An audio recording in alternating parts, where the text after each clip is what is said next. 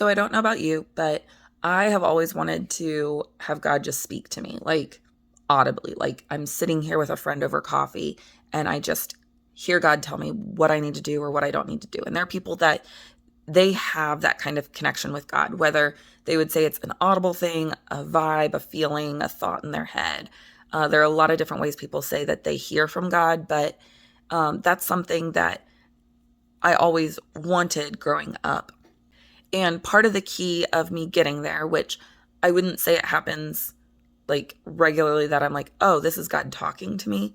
But there are moments where I'm like, oh, this is this is God talking in my head. Like this is a God thing that I need to do and listen and obey kind of stuff.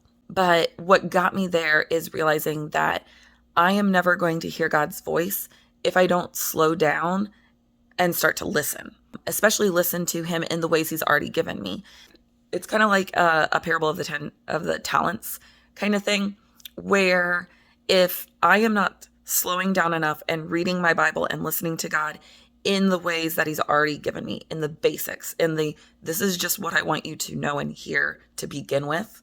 If I'm not doing that, then why is he going to spend the effort in giving me more information or more direction on how I want to live my life? And God is not a curmudgeon. Like, it's not like because I'm failing, he's absolutely cutting me off or anything like that. He gives grace. And so I am not good all the time at reading my Bible and listening in those ways. So sometimes he does need to nudge me in other ways. But if we aren't developing the practice of slowing down and listening to God in our Bible regularly, it will be substantially harder to hear him when we're busy and distracted.